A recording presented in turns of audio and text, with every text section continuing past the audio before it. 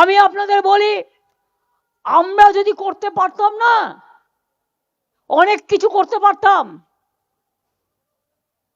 বলছে কয়লার টাকা কে খায়? অমিত শাহ খায়, হোম মিনিস্টার। কি করে খায়? গদ্দারের থ্রুতে টাকা যায়। গদ্দার অ্যাডপ্টেড সন হয়ে গেছে, গদ্দারের থ্রুতে টাকা দেয়।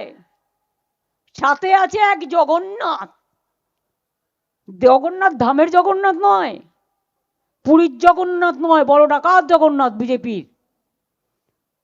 জগন্নাথের থ্রুতে টাকা যায় শুভেন্দু অধিকারীর কাছে, আর শুভেন্দু অধিকারীর থ্রুতে টাকা যায় অমিত শাহর কাছে। আমি ওনাকে লয়ারের চিঠি দিচ্ছি, আমি মামলা করব, ওনাকে প্রমাণ করতে হবে। উনি একটা একদম রেজিস্টার্ড লায়ার। উনি 6 বছর ধরে আমার বিরুদ্ধে মিথ্যা কথা বলেছেন, একটাও প্রমাণ করতে পারেননি। আজকেরটা আমি সিরিয়াসলি নিয়েছি। আবার একটু পরে আপনারা সোশ্যাল মিডিয়া দেখবেন, আমি লয়ার নোটিশ দেব। 72 ঘন্টা পরে ডিফেমেশন মামলা করব, এবং ডিফেমেশন মামলা লিঙ্গারিং হবে না। If necessary I go to supreme court. আমি এনাকে এক্সপোজ করে ছাড়বো।